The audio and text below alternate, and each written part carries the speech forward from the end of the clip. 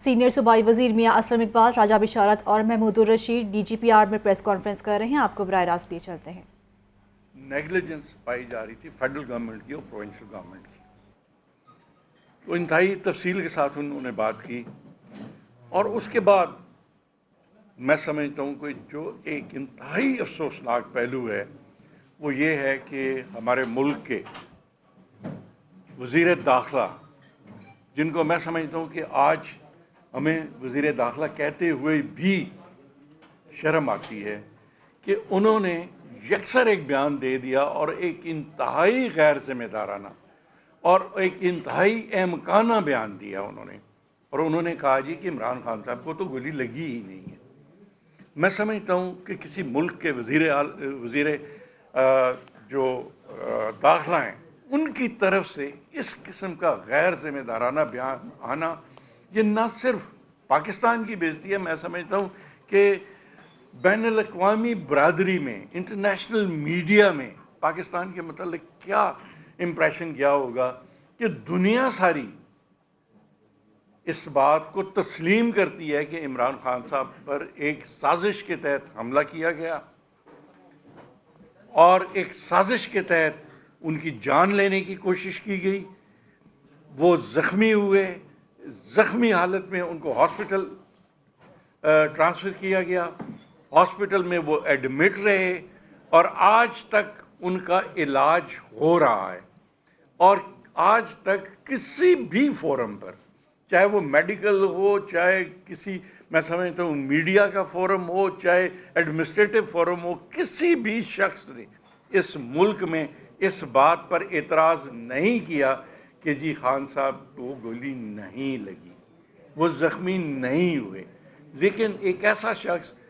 जो अपना दिमागी तवाज़ुन शायद खो चुका है, इस किस्म का उसका बयान देना कि जी ये तो हकीकत ही नहीं है, मैं समझता हूं कि ये इंतहाई अफसोसनाक है और हम इसकी पुरजोर मजम्मत करते हैं। दूसरा, आपने देखा कि कल खान साहब ने कैटेगोरिकली जहां तमाम इश्यूज पर रोशनी डाली, उन्होंने एक बड़ा जेन्युइन किस्म का मुतालबा किया और उन्होंने फरमाया कि सुप्रीम कोर्ट ऑफ पाकिस्तान को एक जुडिशल कमीशन बनाना चाहिए, जो जुडिशल कमीशन इन तमाम मामलात जो हैं इनकी इंक्वायरी करे। मैं समझता हूं कि ये कोई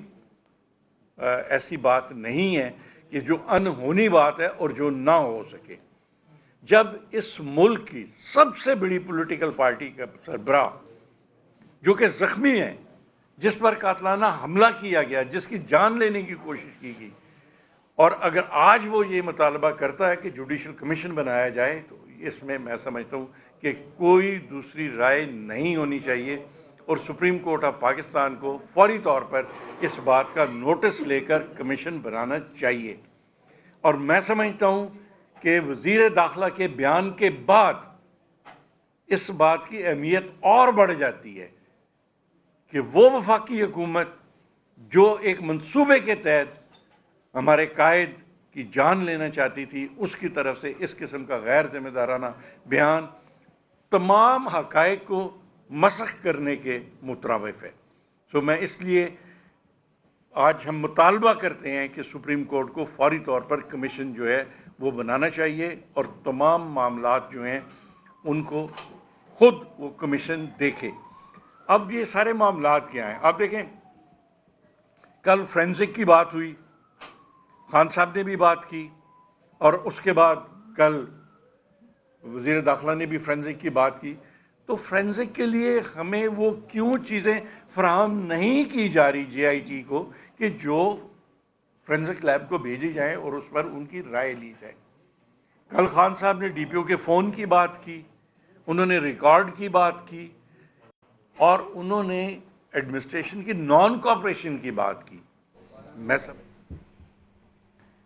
PTI के रहनुमा गुफ्तगू कर रहे थे, उन्होंने कहा था कि इमरान खान पर जो हमला हुआ उस पर हम ठोस शवाहिद इकट्ठे कर रहे हैं और इमरान खान पर जो हमला हुआ उस पर कानूनी माहिरीन की जानिब से भी ये कहा गया कि इमरान खान पर जो हमला हुआ वो हमला एक बिल्कुल काबिल मज़म्मत था और इसके हम सबूत भी पेश करेंगे। JIT को वो चीज़ें क्यों नहीं वो सामने लाते जिन पर पूरे हक़ाइक़ सामने लाए जाते हैं। جو عمران خان پر حملہ کیا گیا، جس ملزم کا نام لیا گیا، شاید وہ اپنا ذہنی توازن کھو بیٹھا ہے جان بوجھ کر، شاید اس کا نام نہیں لیا جا رہا ہے، شاید وہ جان بوجھ کر حقائق چھپا رہا ہے،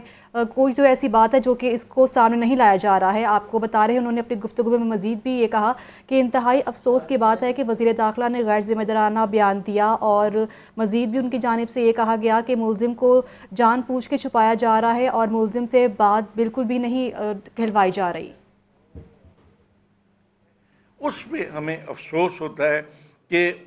جس طریقے سے انہوں نے معاملات کو دبانے کی کوشش کی یا دبانے کی کوشش کر رہے ہیں، پاکستان تحریک انصاف کی قیادت اور پاکستان تحریک انصاف کی ورکرز جو ہیں وہ اس معاملے کو اس طرح نہیں جانے دیں گے۔ اور اگر کسی کو یہ غلط فہمی ہے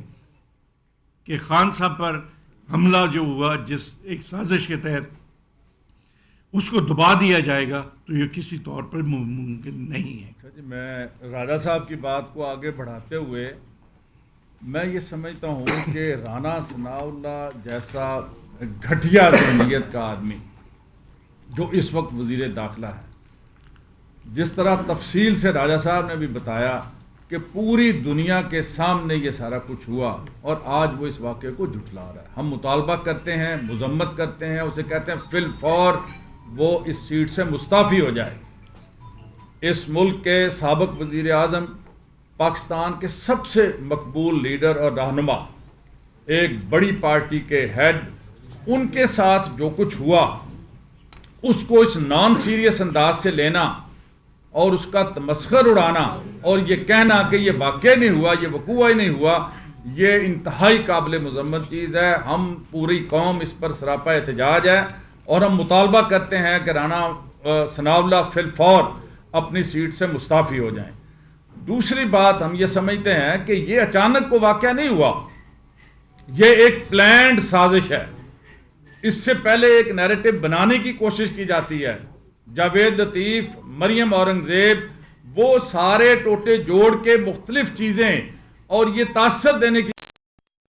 اسلام کے حوالے سے کہ کوئی ایک جنونی آئے گا اور وہ اس طرح کا واقعہ جس طرح سلمان تاثیر کے ساتھ ہوا اس کو یہ رنگ دے دیا جائے گا۔